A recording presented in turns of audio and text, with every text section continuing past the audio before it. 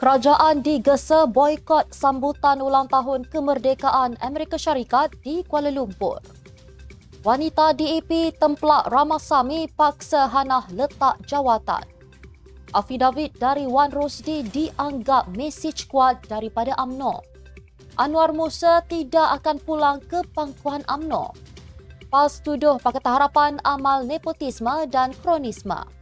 Keluarga ahli politik perlu maklum SPRM jika dapat projek kementerian.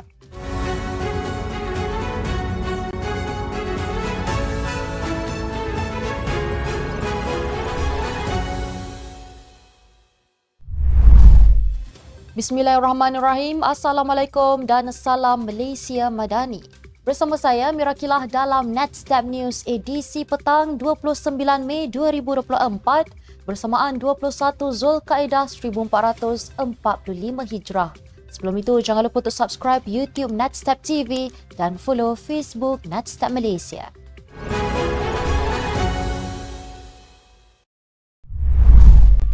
Kerajaan digesa tidak menghantar menteri atau wakil untuk meraihkan sambutan ulang tahun kemerdekaan Amerika Syarikat ke-248 yang dijadual berlangsung di kedutaan negara tersebut di Kuala Lumpur. Bekas Menteri Kesihatan Khairi Jamaluddin Abu Bakar turut menggesa mereka yang telah diundang oleh kedutaan Amerika Syarikat ke majlis tersebut pada 10 Jun ini supaya tidak berbuat demikian. Gesaan itu dipercayai dibuat berkaitan perkembangan terbaru kekejaman Israel ke atas rakyat Palestin dan serangan yang dilancarkan oleh rejim Zionis ke atas Rafah iaitu satu-satunya kawasan yang dikatakan selamat di Gaza sebelum ini. Dalam perkongsian lain, Khairi Jamaluddin turut mengkritik kenyataan Presiden Amerika Syarikat Joe Biden yang hanya meminta Israel untuk melindungi penduduk ketika menyerang Rafah. Israel menyerang Rafah bermula Ahad lalu yang menjadi tumpuan 1.8 juta pelarian daripada seluruh Gaza. Israel sebelum ini mengatakan Rafah adalah kawasan selamat selepas mengarahkan penduduk dari utara, tengah dan selatan Gaza untuk berpindah bagi menyerang dan memusnahkan kawasan berkenaan.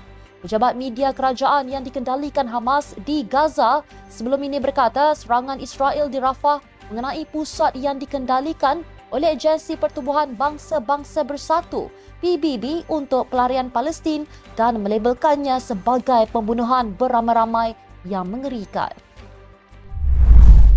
Wanita DAP membidas bekas pemimpin parti itu P. Ramasamy yang mendesak Menteri Belia dan Sukan Hannah Yeoh meletak jawatan berhubung isu pemberian kontrak projek rintis demand responsif Transit DRT oleh Kerajaan Selangor kepada syarikat suaminya.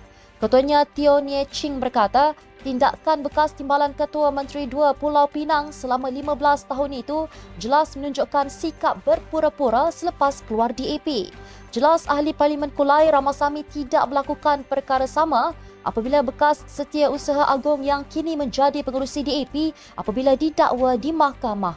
Katanya gesaan meletakkan jawatan itu tidak adil terhadap Hannah sekiranya siasatan yang dijalankan membuktikan ada salah guna kuasa, sudah pasti Hannah akan sedia terima di peringkat sama untuk disiasat dan sedia beri kerjasama kepada pihak berkuasa.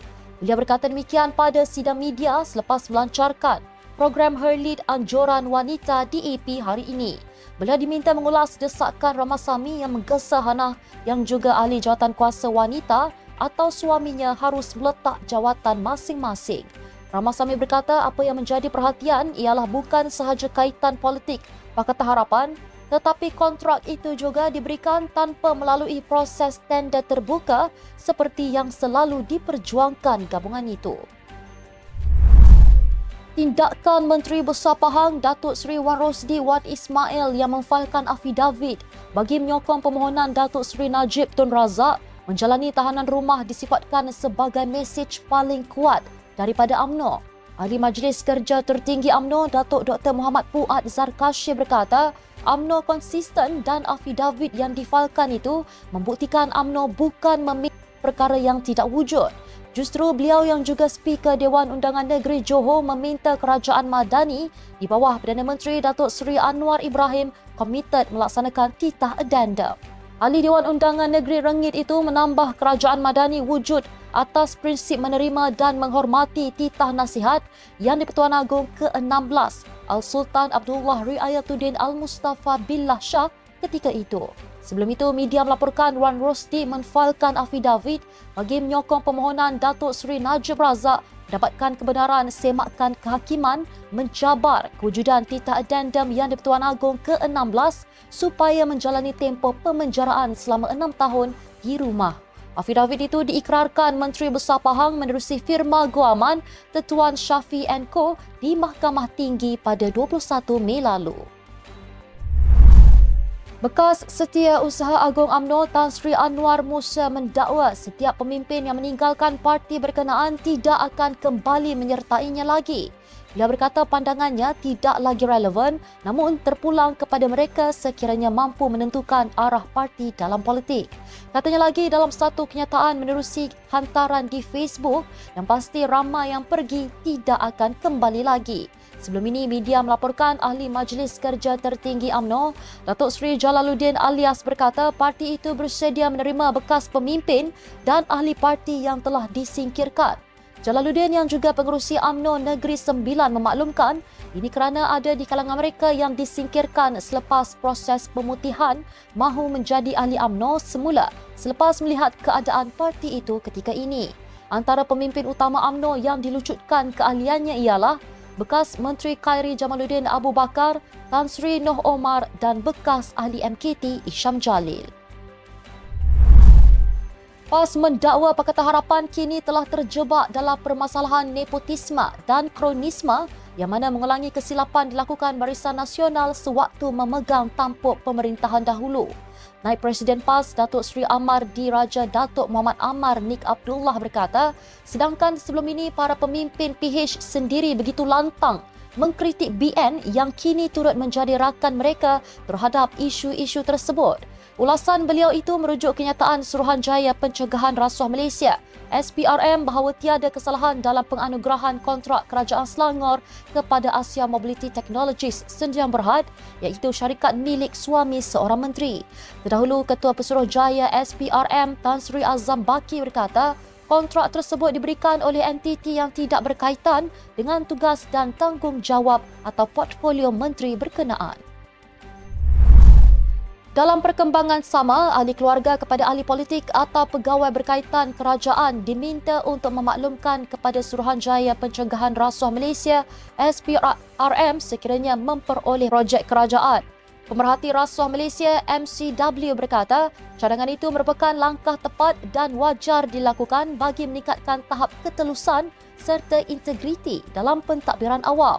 Malah Presiden organisasi Jais Abdul Karim yakin langkah tersebut secara tidak langsung dapat memperkukuhkan kepercayaan rakyat terhadap institusi kerajaan dan awam terutamanya dalam amalan tadbir urus yang baik.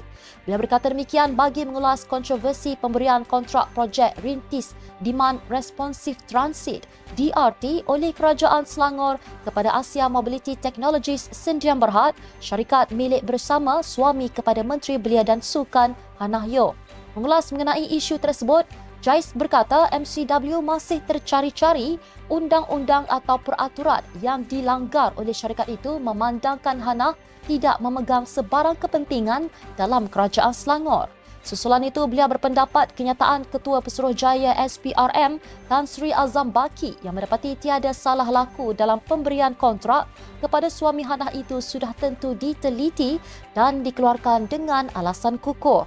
Bagaimanapun katanya timbul keraguan mengenai pemberian kontrak secara terus kerana Pakatan Harapan sebelum ini berjanji untuk mengelak amalan itu dalam mana-mana projek kerajaan atas nama integriti dan ketelusan.